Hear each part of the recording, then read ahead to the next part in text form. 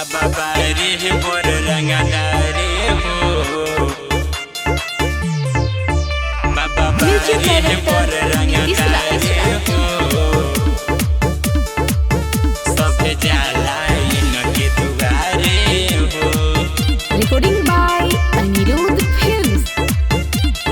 राजा महाराजा सब केहू गइले, बाबा पर जलावा भाई हो चढ़ैले, बाबा पर जलावा भाई हो चढ़ैले। राजा महाराजा सब केहू गइले, बाबा पर जलावा भाई हो चढ़ैले, भाई हो चढ़ैले। बाबा बारे बर रंगदारे हो,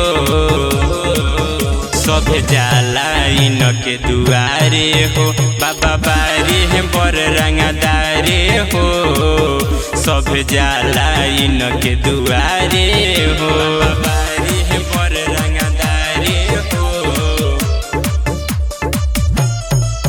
सब जाला इनके दुआरे हो।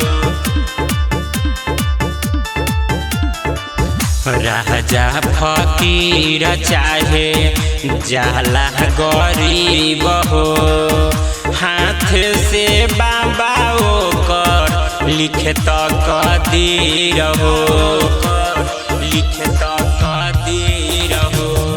राजा फकीर चाहे जाला गरीब हो, हाथ से बाबा ओकर लिखे तो कदीर हो।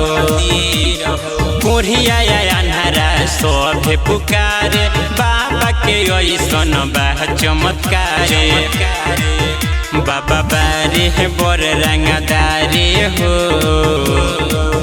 सब जाला इनके दुआरे हो, बाबा बारे बर रंगदारे हो, सब जाला इनके दुआरे हो, बारे बर रंगदारे हो,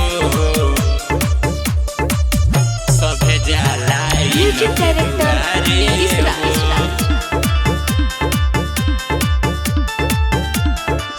बड़े बड़े रंगदार सब देख के डेराइले, बाबा त्रिशूल जब हाथ में उठाइले, हाथ में उठाइले।